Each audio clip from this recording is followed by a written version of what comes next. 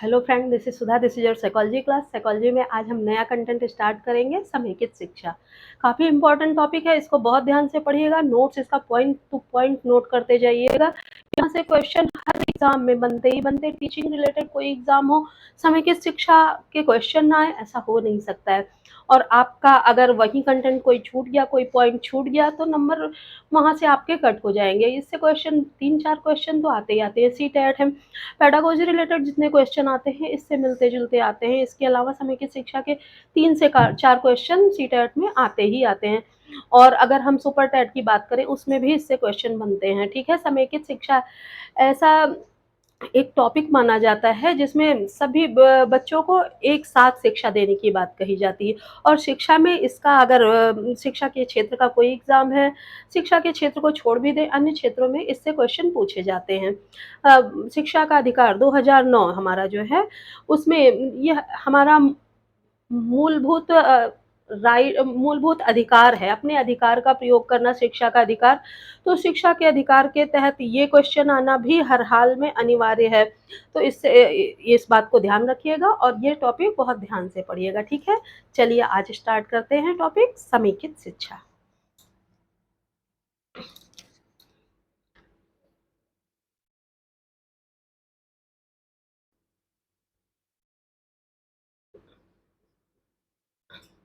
समेकित शिक्षा यानी कि इंक्लूसिव एजुकेशन। ठीक है,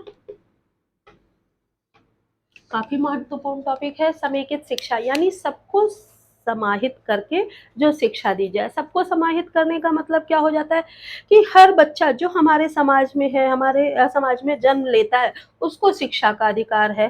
ठीक है, पहले क्या होता था कि जैसे किसी तरह की अक्षमता वाला बच्चा है, कोई दिव्यांग बालक है, चाहे वो हेयरिंग इम्पेयर्ड है या विजुअल इम्पेयर्ड है या किसी भी तरह की डिसेबिलिटी है, तो उसको अलग स्कूल में भेज दिया जाता था। खास तौर से जो मानसिक मंदित बालक थे, उनको अलग स्कूल में पढ़ाने की व्यवस्था थी। सामान्य बच्चों के साथ उनको नहीं रखा जाता था। ऐसे में क्या होता था, उन बच्चों के अंदर हीन भावना आ जाती थी।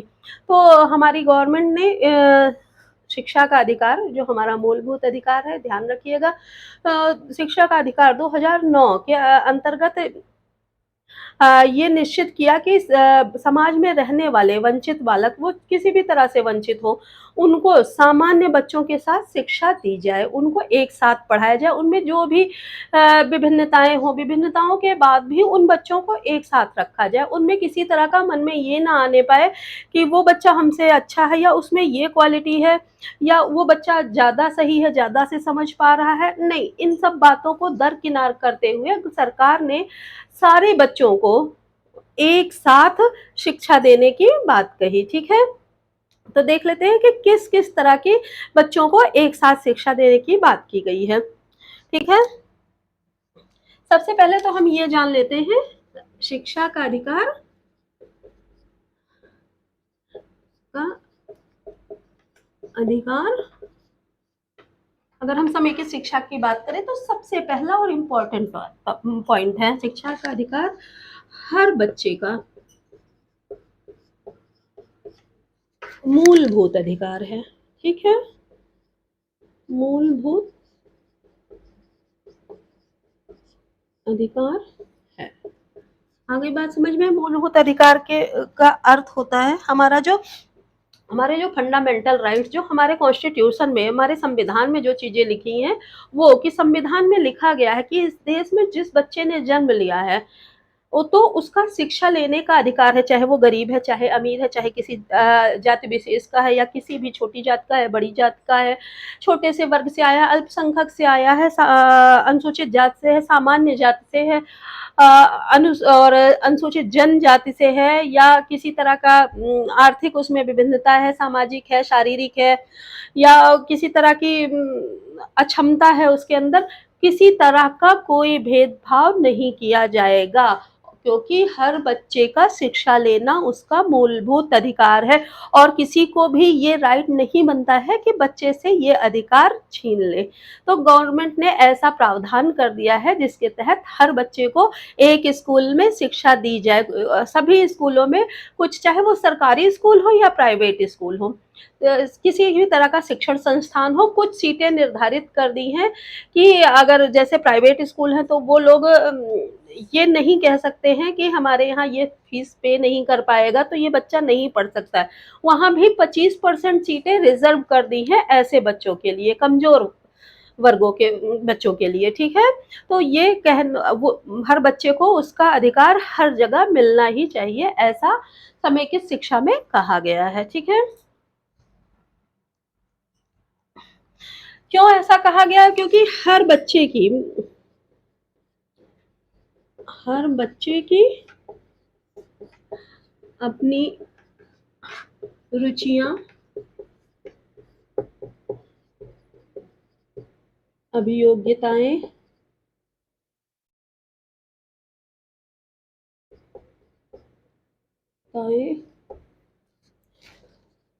क्षमताएं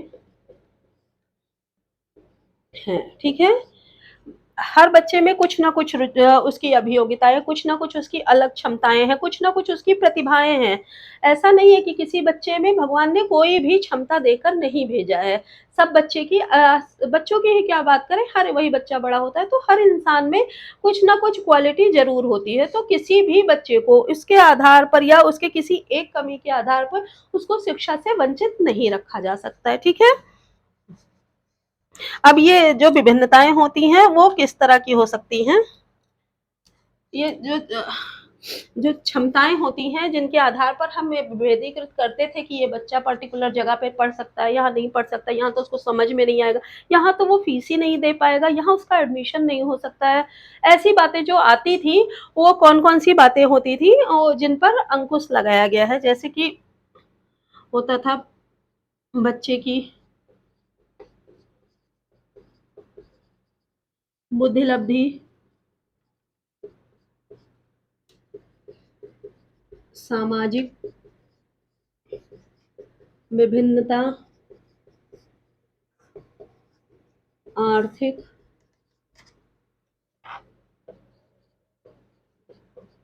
विभिन्नता, शारीरिक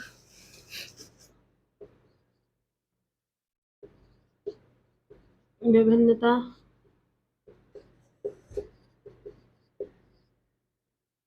वैयक्तिक विभिन्नता और